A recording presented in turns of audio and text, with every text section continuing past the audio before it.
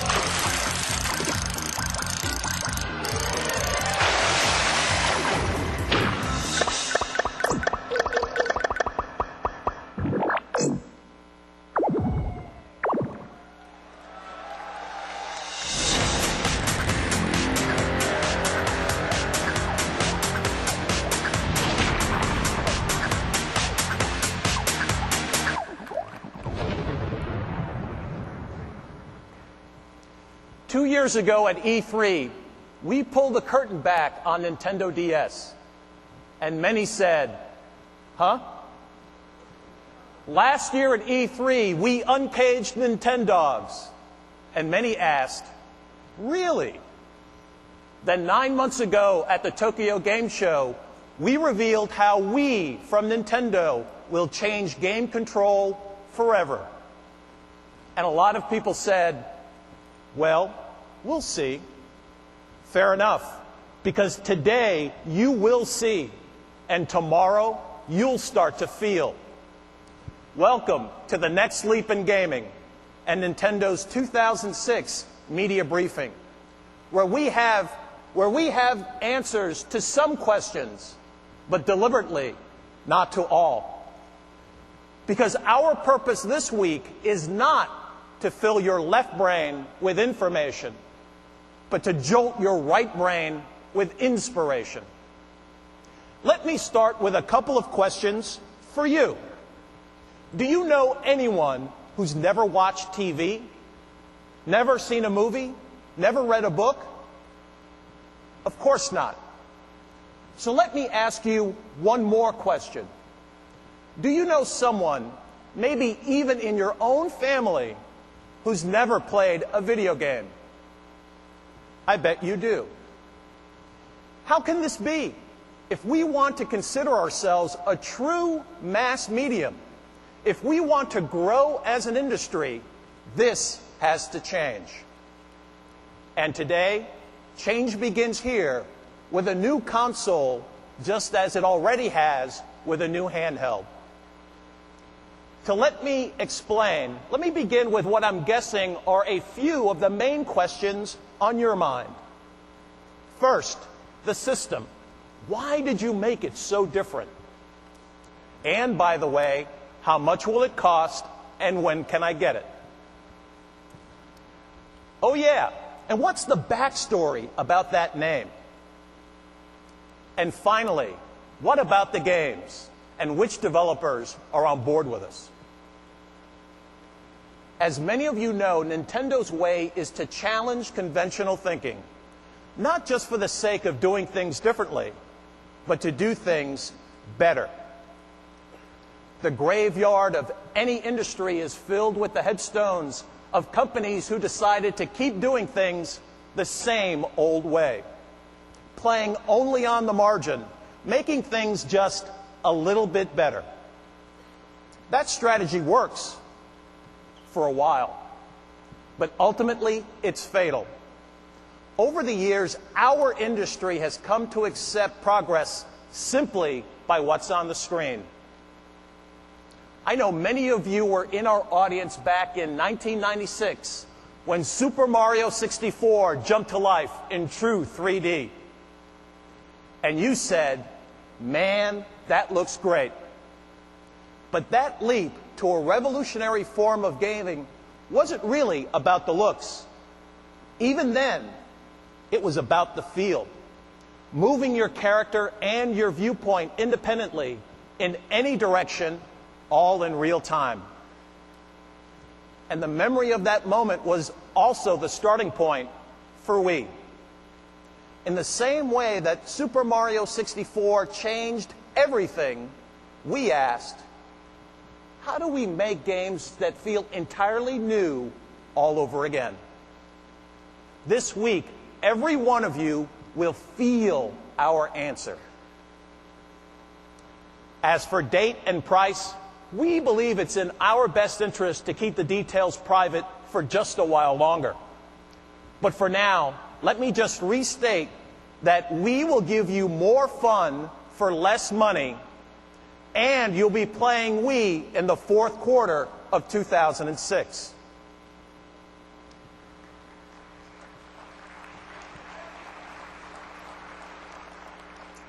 Okay, next, the name.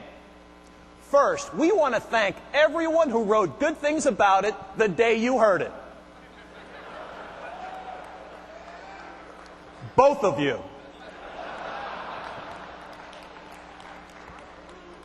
But seriously, the response didn't surprise us at all. At first, every distinctive name sounds strange. Did you love Lexus the first time you heard it? How about IKEA? How about Google? Change is good. We from Nintendo means just what it sounds like. We. It's the sound of inclusion, the sound of every gamer you know and every new gamer who's going to join us. It's a giant leap for gaming, for everyone around the world. It's the sound of the future. As for the last question, what about the third parties? Well, we'll be talking about them in detail in just a few minutes and showing you much more on the show floor tomorrow. For now, let me just say that on behalf of the names you love from Nintendo and our partners, we can't wait to show you what's on the way.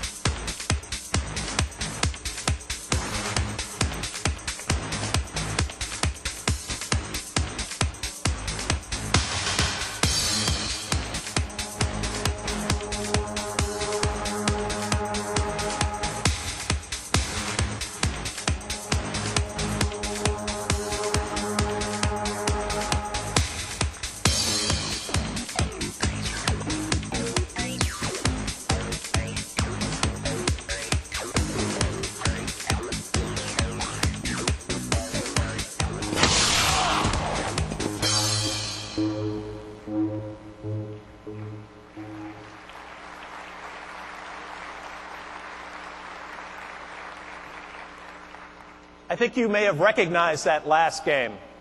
It's called The Legend of Zelda. But this one is different. It is by far the best Zelda game we've ever made. And it's also the most beautiful game Nintendo has ever made. But just as importantly, it's breaking precedent. Because this is the first Zelda game that will be right there on launch day alongside a new Nintendo system.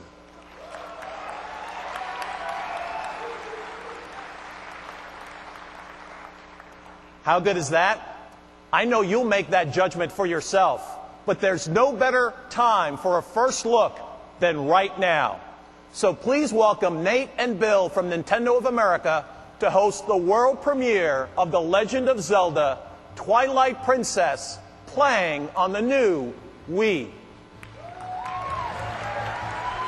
Thank you, Reggie. Good morning, everyone. Are you ready? Nate and I are very happy and honored to be able to show all of you exactly how you're going to be playing Zelda this year on Wii. Very basic control is going to be very familiar to anyone who's ever played a Zelda game. Your movement is handled with the analog stick on the nunchuck. Link's arsenal of items is going to be mapped to the plus control pad on the Wii remote. And Zelda's patented targeting system will be handled using the Z button, also on the nunchuck in the left hand. But the Wii version of Twilight Princess takes advantage, of course, of the unique controller. It provides new, unique, and intuitive feel to the gameplay. And that's what makes it great. The first thing you'll notice on screen in the Wii version is the presence of a fairy. This fairy indicates where you'll be pointing with the Wii Remote's pointer. You'll use this on a very basic level to access all of your menu screens, select your items. It's very intuitive, it's very nice, it's very easy to use, and I think you're all going to like it. But, you know, menus aren't that exciting, so why don't we get into some of the more intense battles? Your basic sword swings are handled using the B button on the bottom of the Wii Remote. But of course, not all of your enemies are going to be within reach. Some of them you're going to have to get at from a distance. And that's where Link's bow comes in handy. Like all distance weapons, the bow is going to be aimed using the pointer on the Wii Remote. Now, as Nate's showing us here, as you aim, there's a circle in the center of the screen. Within that circle, your targeting cursor moves independently. Outside it, the camera moves with it. The beauty of this control scheme is that it's intuitive. You know, there's no more inverted shooting, just point and shoot. And it adds realism to the game. It feels like you're actually aiming with a bow. It's not some controller. Now, with the bow, the Wii Remote also adds depth of sound. And this is where we can finally start to unveil some of the secrets that still remain about the controller. Built into the Wii Remote is a speaker. You'll hear the bowstring draw taut. You'll hear the flip of the arrow. And then you'll hear that sound travel from your hand to the TV, where that arrow will plunge into the chest of your enemy. That's depth of sound that no other controller and no other system can offer. And I know that other developers already have a whole lot of very unique ideas about how to take advantage of this feature. Now here we have Nate showing us some more intense battle. And as I mentioned, basic sword swing is on the B button. But you're also going to be using the motion sensing capabilities of the Wii Remote.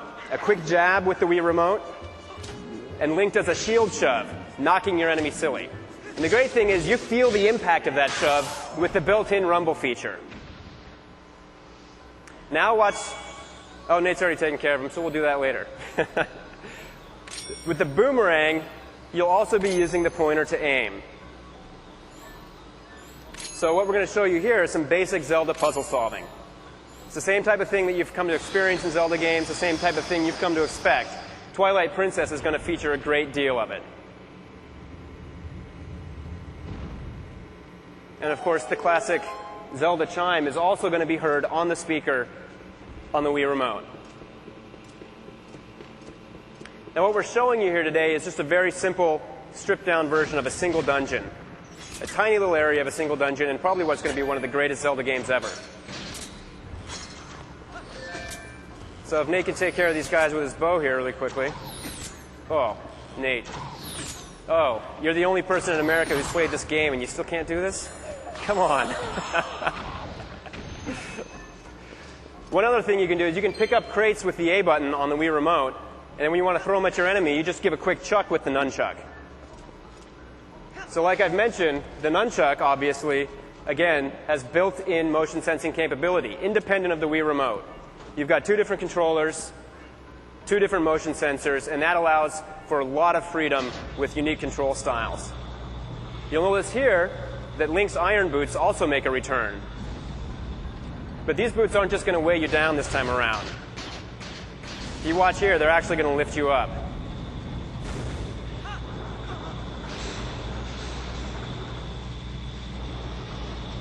Magnets can be fun. Who knew? So again, the E3 version is just a very compact dungeon. It's also been toned down difficulty-wise because we want to make sure that all of you out there who have never played a Zelda game, because I'm sure there's plenty of you, can make it to the end.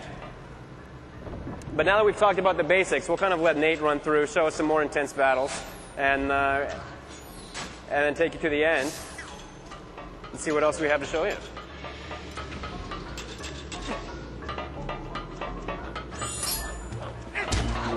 Again, quick little jab for the shield. Quick rotation for the spin attack, you'll notice there. Also on the nunchuck. There's a little more puzzle solving.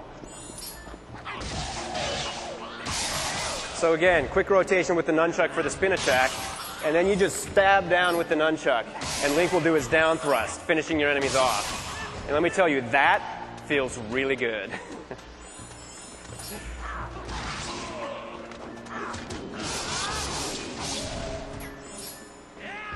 I love that. Now, because you're all big Zelda fans out there, we don't want to spoil everything for you. So we're not going to show you what waits behind that door, but I'm sure you all know it's got to be something horrible. But don't worry, even if you're not a Zelda fan and you can't quite handle all that action, also on the show floor you're going to be able to kick back lakeside and enjoy some nice, relaxing fishing. But you're all going to have to bring your own beer. So we'll see you on the show floor tomorrow. Thank you very much.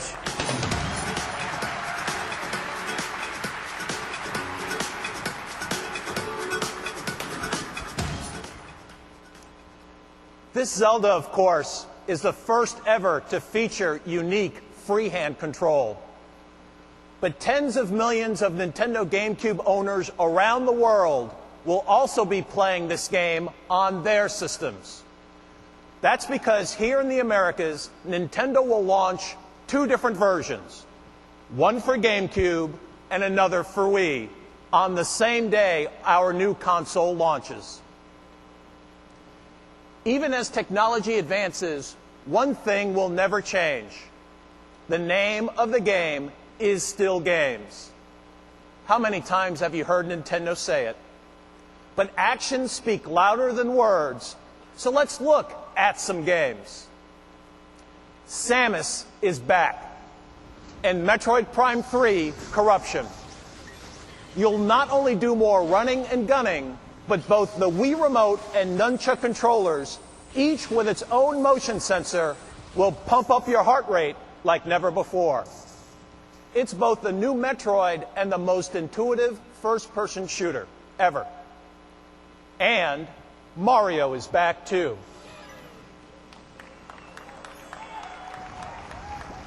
His brand new adventure for Wii is called Super Mario Galaxy. And with freehand control, Mr. Miyamoto has given Mario moves he's never had before. Swing your hand to bat away objects, grab onto shooting stars with the pointer, swim through space, and skip along the stratosphere. We said this new system represents the next leap in gaming. But can it truly be new if all the names are the same? Of course not. That's why we're hard at work on new franchises to expand our portfolio. And we like to give you 3 early previews this morning. First up is Excite Truck. Most of you recognize the pedigree.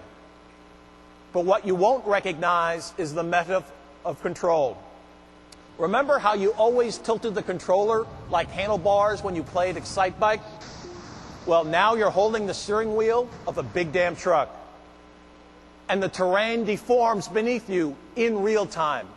This feels like driving. Next, isn't it just fun to bash things? In Project Hammer, swing the controller and the bad guys get nailed.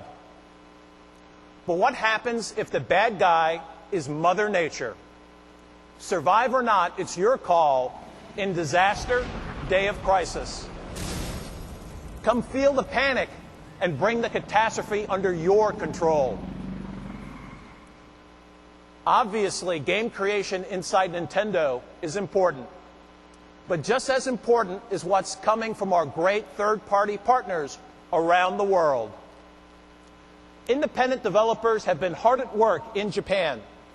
And although we won't be spending a lot of time today detailing their projects, we did want to underscore a couple of excellent examples. When Sega saw the new control system, they said, it's time to put Sonic back into gear. Finally, the Speedster is totally under your control. Look up, the mothership is about to land, and Square Enix is arriving with an exclusive iteration of its legendary series with Final Fantasy Crystal Chronicles. Yet again, we will take what is familiar and reinvent it. And Hallmark franchises are also on the way from this side of the Pacific. You may be a veteran All-Pro playing EA's Madden Football, but with freehand control, reinventing everything from the snap, to the drop back, to the pass, to the run after the catch, you'll feel like a lively rookie all over again. And grinders know it's all about balance. And with Activision's Tony Hawk, we will transmit that reality right to the palms of your hands. And Rayman's traveled to many platforms for Ubisoft over the last 10 years. But if you think you know Rayman, wait until you see him with Wii. And THQ's SpongeBob also gets the makeover he's always longed for with freehand control. There is great stuff on the way. And while we're not going to specify a launch number this morning, you'll be playing 27 different Wii games tomorrow on the show floor.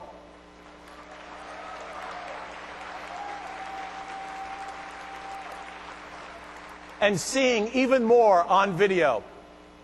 And remember, that 27 number includes none of the titles which will be available with our virtual console.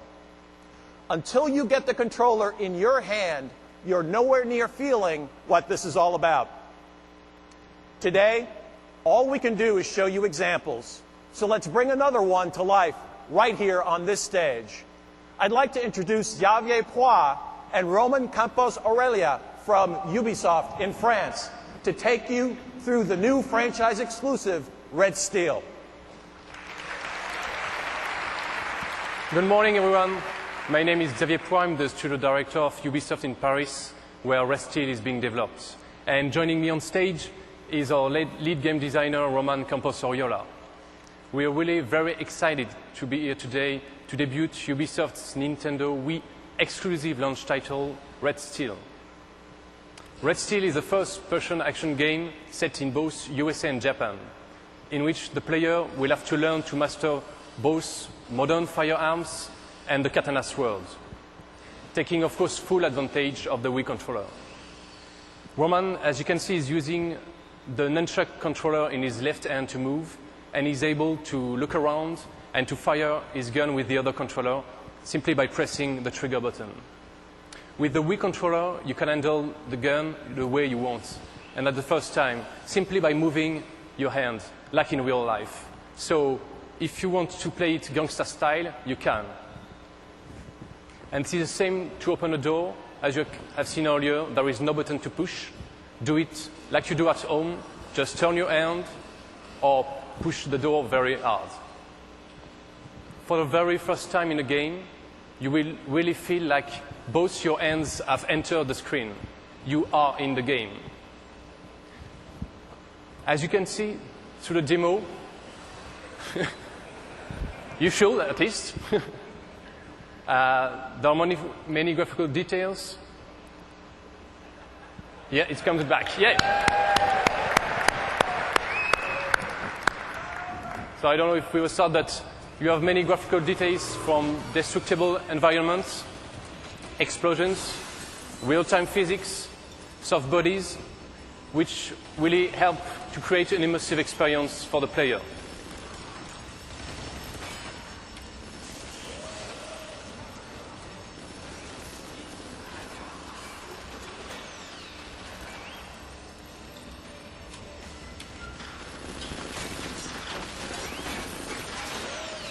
So this is a little warm-up with enemies before we go into more details.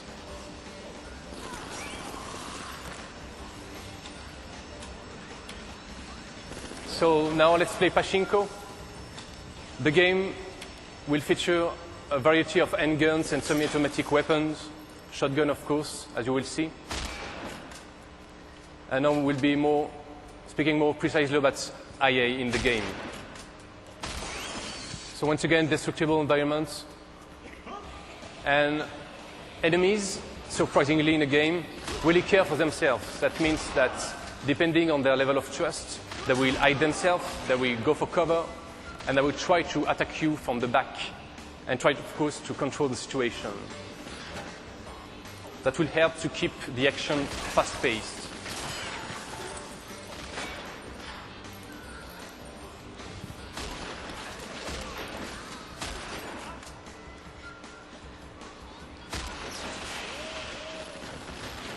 We also have a system of AI that we can call a clan system. That means that when the enemies have a leader, they will rely on him. So if he has been disarmed by the player, or if he has been killed, then they will act differently.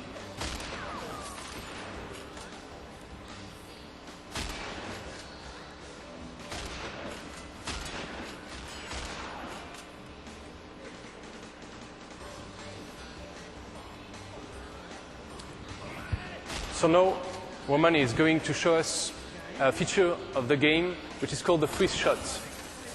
This feature will be very useful in tricky situations.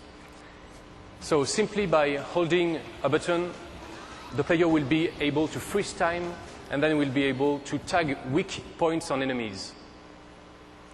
You then will have to choose between killing those enemies or making them submit to you.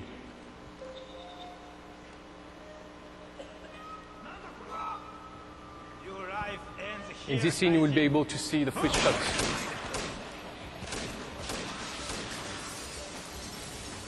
Once again, destructible environments everywhere in the game.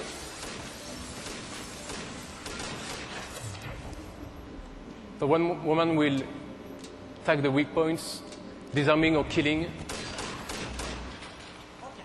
So as you have seen, he killed a man, and then the boss is submitting to you.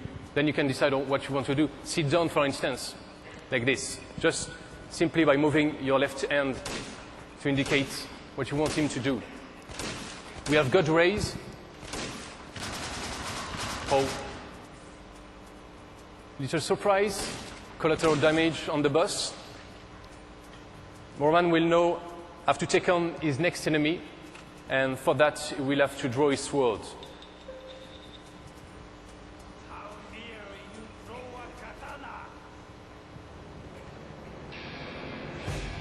So once again, the moves you have to make for the sword fighting are very intuitive.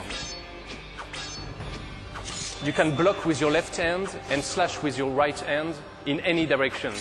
That means that you will have dozens of combinations to do.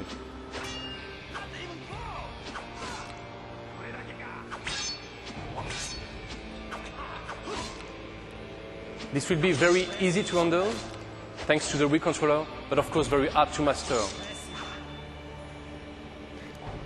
Thanks a lot for letting us introduce you to Red Steel, even if we had some small problems. But everybody will be able to play it tomorrow at the Nintendo booth. Thanks a lot.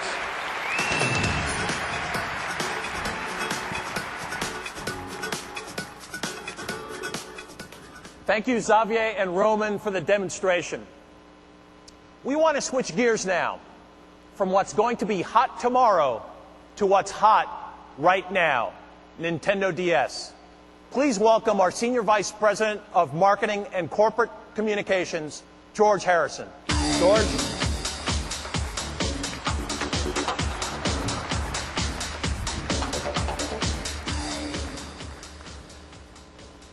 What we've given you today is a promise. No matter who you are, gamer, developer, publisher, retailer, we will make things better. Well, what makes us think that Nintendo can deliver? Well, above all, one thing: Nintendo DS. Our long-held strategy of disruption became reality when we launched DS 18 months ago. Since then, true gamers have bought into true hardware disruption and software disruption. It's a different approach to portable play. Now, we're not going to spend too much time today drilling down on the sales numbers, but a little clarity is in order. The DS launched at the end of 2004, and it did very well. Then the PSP arrived, and some of you questioned if we were up to the challenge. But once all the early adopters cleared away, it became clear that it's always a matter of games, as it always is. And what's revived the portable market is what only the DS delivered. Things players had never seen before. Nintendogs, the brain games, seamless portable Wi-Fi play. The result is this. In terms of actual sell-through to players, the DS has sold more than 16 million units worldwide since its launch just 18 months ago. Now, independent sources put total worldwide PSP sell-through to consumers at millions less. Millions less. But even more important is our growing momentum. First came Nintendogs. More than 6 million copies were sold to players around the world in just 13 months. Then we launched Nintendo Wi-Fi Connection, the most accessible game network ever created for dedicated gameplay. Easy and free is a pretty persuasive offer.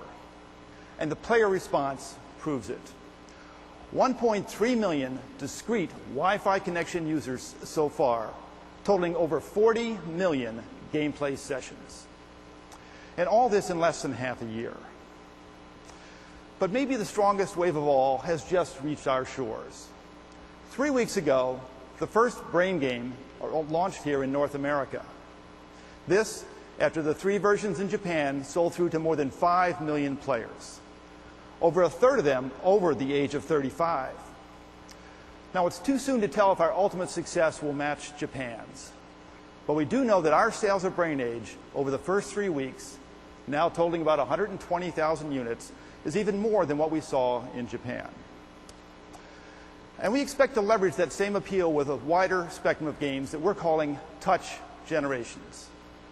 Beyond the brain games, upcoming games like Clubhouse games and Sudoku Gridmaster will further our reach to include people who've never felt comfortable with games before.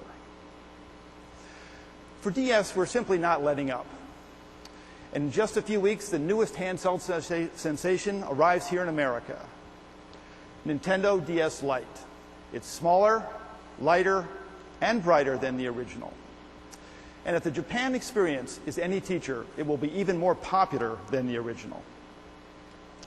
In only a week, you'll be playing an all-new Mario game, which is the very picture of old school.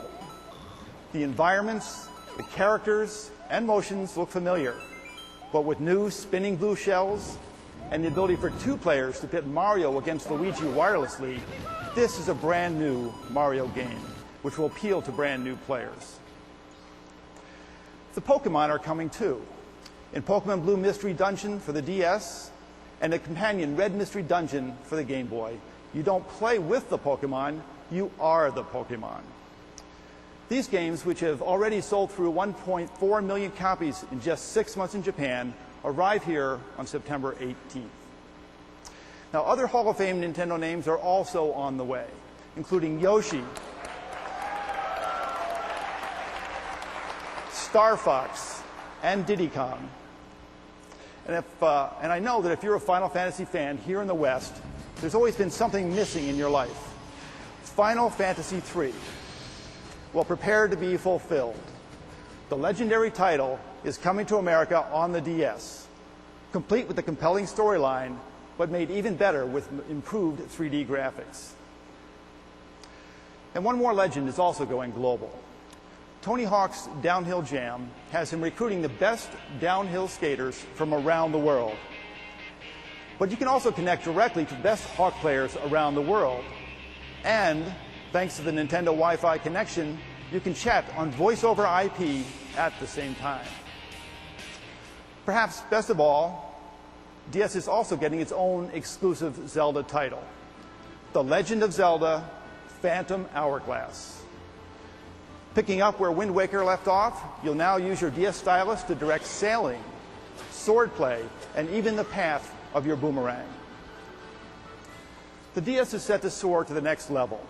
In all, there will be more than 100 new games from DS from now until the end of the year. Take a look.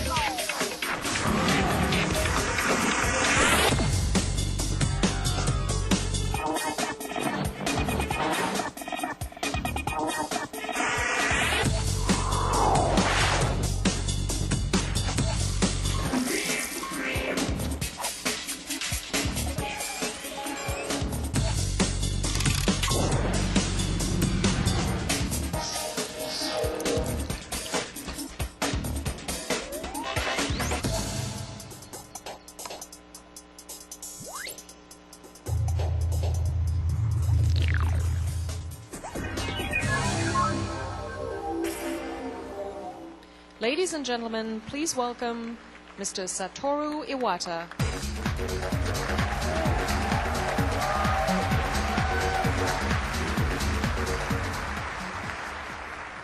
Thank you, and good morning. When I became Nintendo president, we decided on new goal for our company, expanding the total number of people who play games. In order to do this, we needed to target not only current gamers, but two different types of consumers. Those who once played but who had lost interest, and even those who had never played before. How would we do this?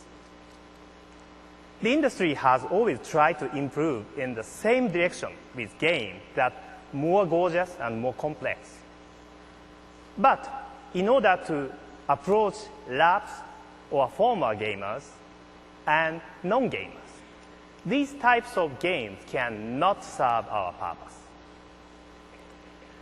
The logical solution is to reinvent the relationship between player and game, the game controller interface.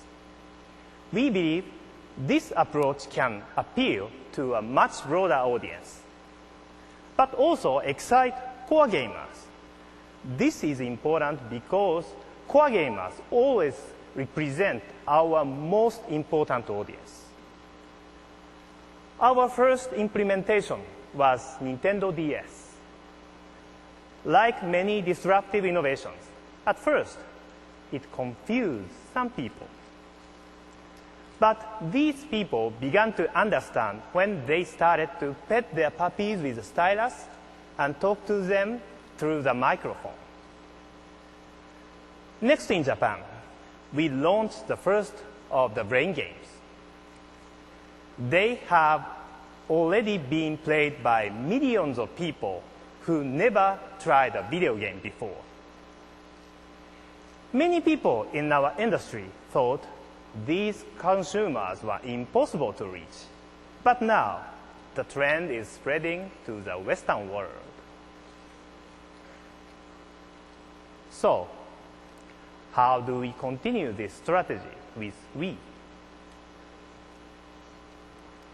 One-hand control with the Wii remote is just like the touch screen of DS. It breaks down a barrier to non-gamers and lapsed gamers. For anyone, it is comfortable. In addition, most lapsed gamers have wonderful memories of games they used to play. The virtual console aspect of Wii will bring them together again. And the virtual console will also act as a living laboratory for simple, intuitive games. Using the creative approach with the Wii remote, control, and the business model of the virtual console, maybe a game like Tetris can be feasible once again.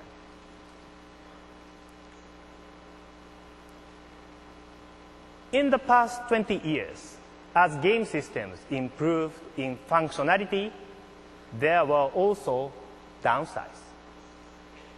Among these, the startup time before gameplay begins is growing longer and longer.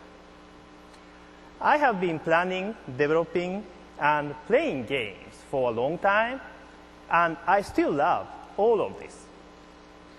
But these days, I am busier than ever. And if I have to wait 30 seconds or 40 seconds or more for a game to load, often I get frustrated, and sometimes I just cannot wait. And now that I know I can instantly stop or start playing my DS by just closing or opening the top, I think I am spoiled. Maybe this has happened to you too. If serious gamers find these delays frustrating, how can we ever expect the mass market to show more patience than we do? Unless we change, we can never increase the gameplay population. The Wii console will also help solve this problem. It can power up virtual console games and applications like our Opera web browser saved to flash ROM, almost as fast as telephone or television, in just a few seconds. And let me describe one more hardware feature. No game console, no matter how powerful, serves any purposes when it is turned off. So, we designed our machine to provide owners a variety of services even when it seems like it is turned off. We will become the system that never sleeps.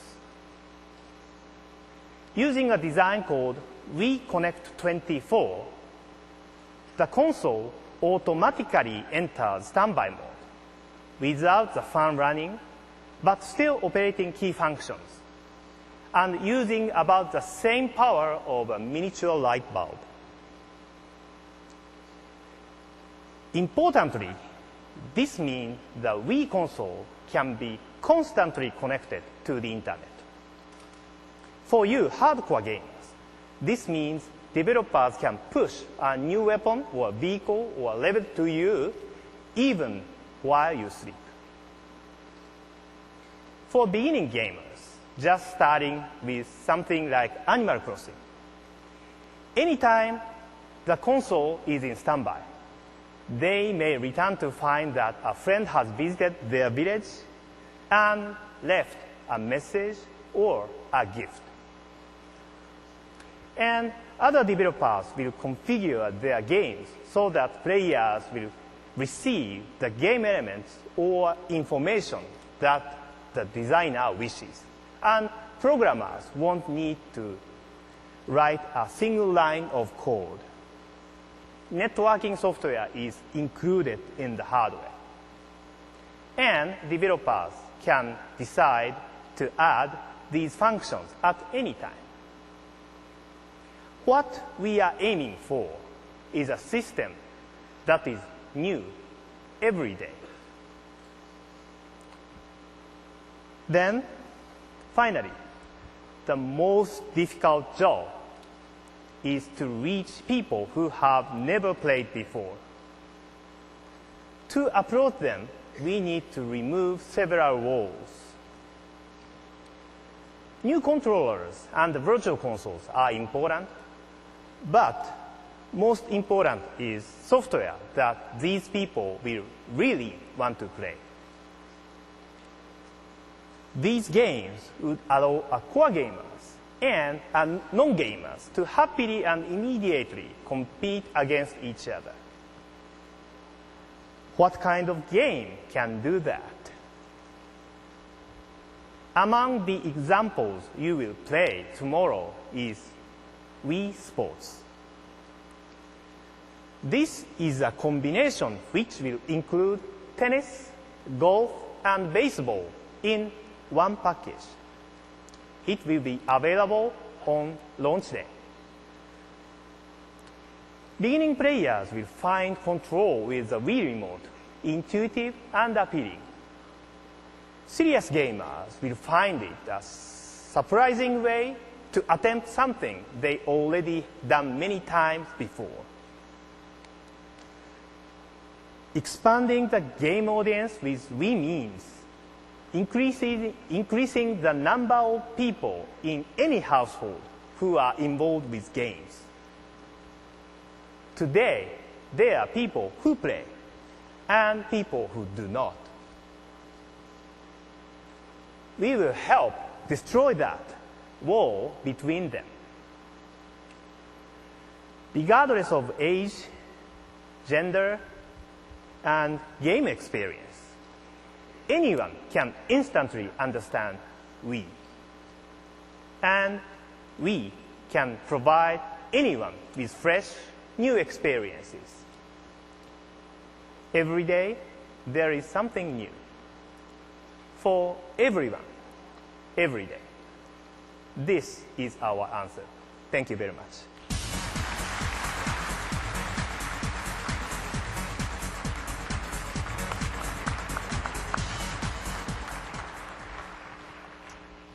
Right now, there are 3,000 of you watching here in the audience, and a lot more online. And we'd like nothing better to invite you all up on stage to play. While we can't do that for everyone, we can make that happen for one person. As you know, we've been running an online sweepstakes with our good friends at AOL to choose the first player in the world to get his or her hands on the controller. The random selection has given us 3 grand prize finalists, and they're all here with us today in the Kodak Theater. Mr. Miyamoto himself has chosen the winner at random, and he's put the name inside an envelope, just like it's always done up here at the Academy Awards. Now, please join me in welcoming Mr. Shigeru Miyamoto with the announcement of the final sweepstakes winner.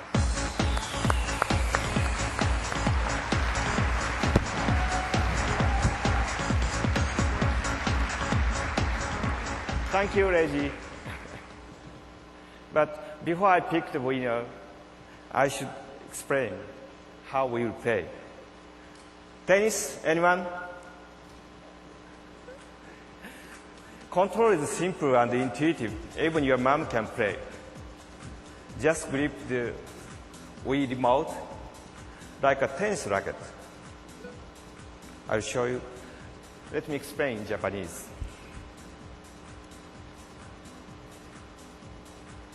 Toss up. To serve, you just toss and serve. One swift stroke. One hand. You hit forehands, Forehand.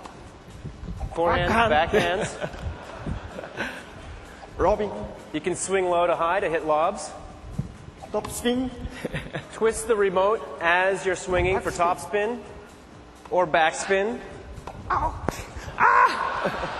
And hopefully you'll keep it in bounds. あんまりね、I'm pro player あんまり上手じゃないんでね、I'm not quite as good as I hoped at this game. 誰かに手伝ってもらおうと。So let's see if I can find a partner who maybe is a little bit better than I am. Then the winner is Scott Dyer. Scott Dyer. Come to stage.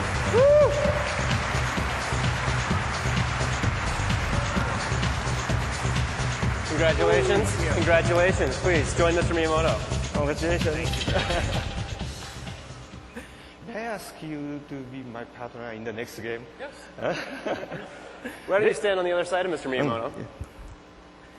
レジさんもね、誰か相手がいるんじゃないですかね。 Why don't we, Reggie, why don't you come out? Do we have anybody that we could possibly play against? Yeah, I think I could find someone to play. I think we're ready to go. Mr. Iwata, maybe this year I can just take the names and you can kick the, Go ahead and you run know. your hand through the strap. Yes, of course. That is my job. Wow. The player only. Looks like we've got Mr. Iwata both here on stage and in the game. No fun. Okay.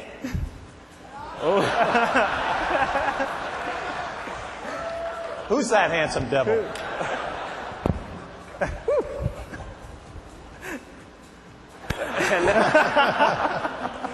And there's our winner. Okay, いきます。 So we've got Mr. Miyamoto and his partner on the left side, and we've got Reggie and Mr. Iwata on the right. So again, toss and serve. Look at forehand, backhand. Game point. Uh-oh. As you can see, this is a quick, shortened version of tennis. 3 points and you lose. So let's see if our executive team here can make a comeback. Oh, no. もう一回やりますか？もう一回やります。 That was quick. Maybe we need should a give these guys rematch. another chance. じゃあこっち言います。 A little rematch. リマッチ。Come on. Nice serve. Oh, nice. Oh, Reggie. Good. Oh, very good. You know, I Very would have good. thought you'd have a little more power in that, Reggie. You're distracting me. What is this?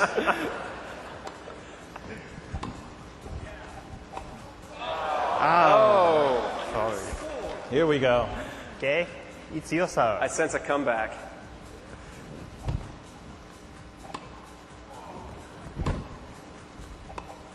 Oh, tied game. 頑張るぞ。よし。 Oh, Nice. wow.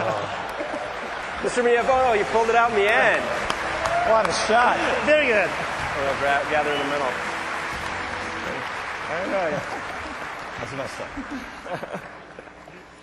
What a great match.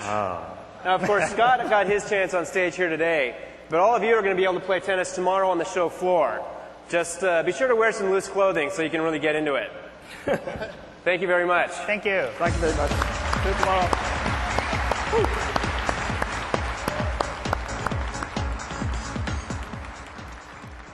Let's face it, the bottom line of every E3 is simple. What's hot and what's not. Here's our take. What's hot is the feel of the game. The look is secondary. What's hot is the next leap, not just a small step. It's hot if it's disruptive. It's not if it's predictable. The future of our industry is inclusion, not exclusion. It's about the heat of emotion, not the chill of technology. We know that the future is right here. We and the DS represent the same thing, risk. Risk allows progress. We're a company that doesn't run from risk. We run to it. Change is good. We were the disruptor 20 years ago, and we still are today. DS is only the latest example. We will come next. Every year, we hope you'll walk out of our media briefing saying, yeah, these guys are the hot story of the show. But you know what? Today, we're not asking that. Of course, we hope you like what you've seen so far. But in reality, we also know that seeing is just an impression. Playing is believing. Thank you all. We look forward to seeing you on our show floor tomorrow.